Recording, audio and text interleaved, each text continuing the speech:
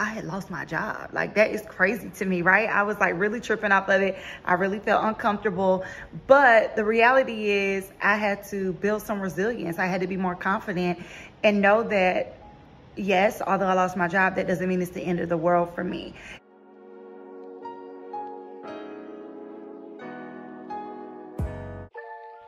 Hey, what's up, YouTube? It's Jessica Gordon. I am just so happy to be with you today. And if you're listening to this video, then it's all about leveling up your mindset and how you can do anything that you put your mind to. So just a little background, little story time about myself. I am a mom, I am a wife, I am a former classroom teacher, as well as a real estate agent. And so I've been through, I've earned my master's degree, my bachelor's degree. Like, I have been through things that have required me to level up my mindset, right? And so one that is rather recent since the panini is I ended up losing my job in 2020. So there were 12 of us that lost our job. I was devastated, you all. It was hurtful. I had never had any performance issues. And so I was crying. I was upset about it. And in that time and in that space, you all, in order to level up my mindset, I cried, because I'm someone that has to let it out, let it flow, release some of that energy, release your emotions. But after I finished crying, I decided that I was going to get my real estate license. So I lost my job June 30th, 2020. By September 2020, I had earned my North Carolina and South Carolina real estate license. Like, that is how serious I was, okay? Like, I was so focused. And so I just want to share with you some of the things that I did, tips and tricks of things that helped me to be able to level up.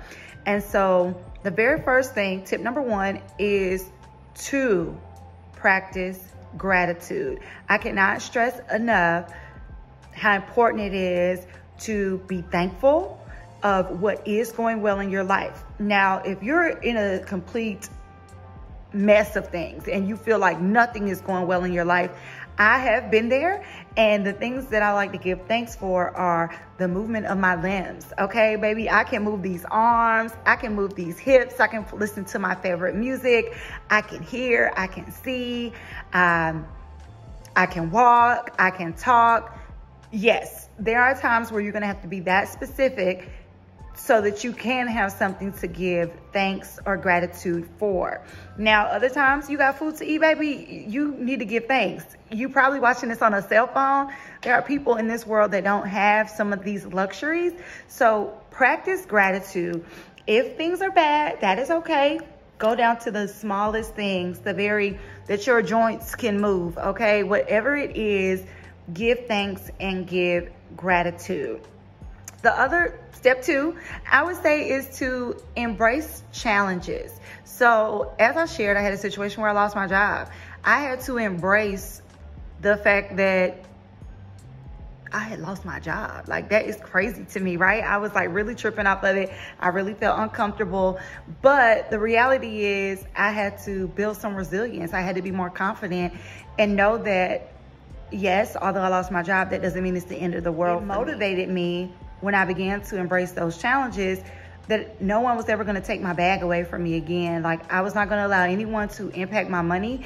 And that's part of the reason how and why I ended up becoming a real estate agent, because I wanted to be in control of my funds. All right, step three, or tip three, I would say being self-aware.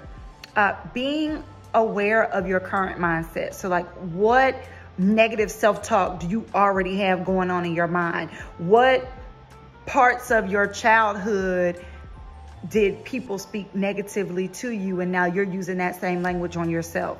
So whatever those things are, reflect on your thoughts, reflect on your emotions, reflect on how you react. And as you reflect and as you be very honest with yourself of your strengths and your weaknesses and where you are, I have found that to be extremely helpful, because it lets you know where you have to grow. I think of a situation where before I got married, I'm married now, but before I got married, I felt so stuck in dating like similar type of men or guys or whatever. And I felt frustrated. Like, why I keep dating these same, why I keep meeting these same type of guys, da, da, da, da.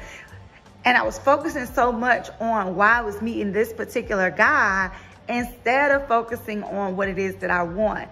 And so I believe in writing. Take out you some pen and paper, and you probably know a list of 100 things that you don't want or don't like. But baby, what do you like? What do you want? Get very specific. So just the same way we spend a lot of energy, oh God, this is bad, or oh, I don't like this, oh, I wish this was different. Talk about what you want to be different. And as a young lady who did not grow up with my dad, I didn't really know what I wanted in a man. And that was one, when I realized that, because of self-awareness, I was ashamed. But after I got through that shame, I had to work through that negative self-talk, I was able to write my list and decide on things.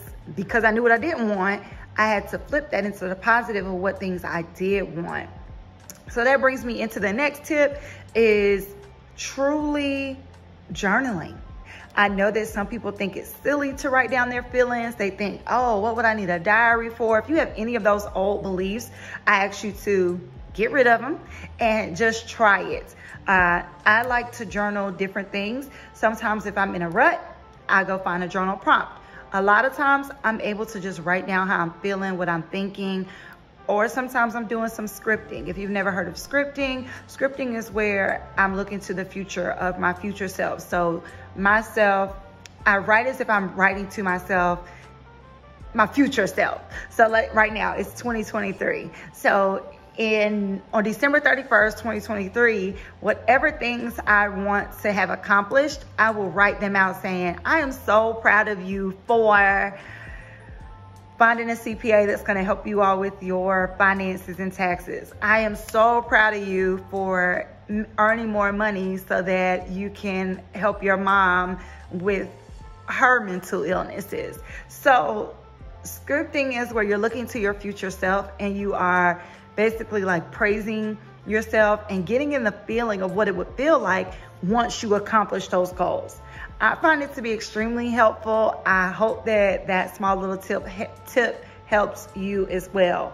So I'll be honest, I'm trying to create more content and I forgot what number I'm on, you all. So probably not gonna edit this video, but I think I'm on 5 or 6 of what you can do. So I know we talked about practicing gratitude. I know we talked about embracing the challenges.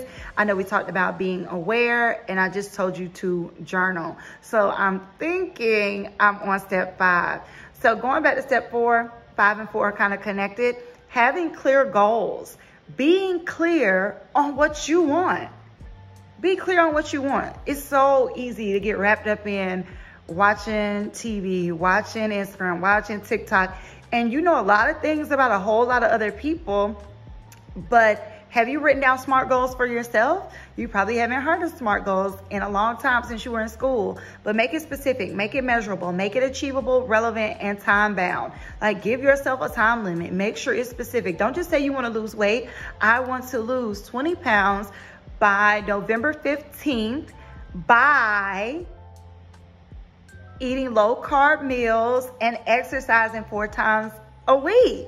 Like and then make it even more specific. How are you going to work out? How? What you going to do? You going to do jumping jacks every day? You going to walk in every day? You going to skate? What are you going to do? Set yourself clear goals. Like even if it's not weight loss, just knowing that you want to do something more with yourself. It could be anything. Maybe you want to get back into things that you enjoyed when you were younger. Maybe you're an artist. Maybe you want to learn a new language. Maybe you want to travel more. So if you travel, I hear people say it all the time. I have multiple stamps in my passport. They're like, gosh, how did you go to China, Italy, Greece?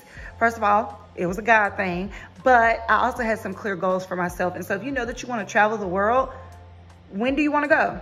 Give yourself a deadline. It may be a little scary. It may feel uncomfortable. It may feel unrealistic. But once you know when you want to go, look up how much the flight costs. Look up how long it's going to take there. And then you can start making plans around saving because you'll know how much you need to save. Look up how much the hotels are wherever it is that you want to go. Nothing is impossible. Everything is possible. You can do anything and everything that you put your mind to.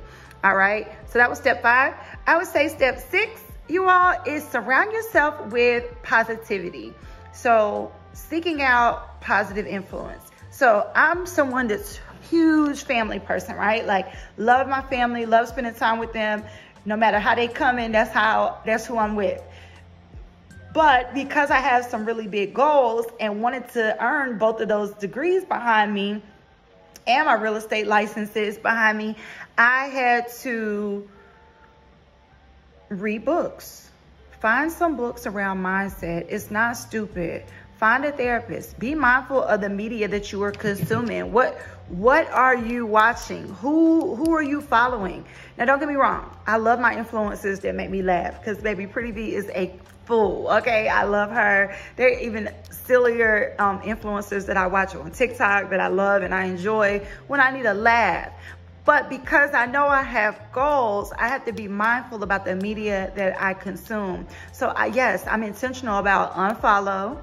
And I will follow people that are doing things that either inspire me, motivate me, or make me want to just step my game up. Like, that is important. So some of you have people around you that are not family and they toxic.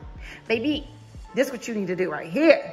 But if you absolutely feel like you cannot get rid of your circle because that's just how you roll, I get it. I'm 100% understand, but I do think it's important because you can control the company you keep, because family, you know, sometimes they have to be dismissed too. But if you feel like you can't do that, be mindful of the books that you read. Start reading books if you are not already, and the media that you're consuming. So who you following? Are they making you feel inspired? If they're not, it's okay to unfollow them, and then you could come back to them at another time when things are better for you. My last step would be celebrate your progress. So sometimes we get into these situations where we're too tough on ourselves, and you probably have done something that is worth celebrating. Don't get so beat up and so caught up in this hustle grind culture that you don't celebrate who you are. All right. Well, it's Jessica Gordon. I look forward to hearing from you. If any of these tips helped you, please let me know. Drop a comment below. Also, subscribe. I am growing my channel. If there's anything that you would like to listen or hear from me, please let me know. I'm out.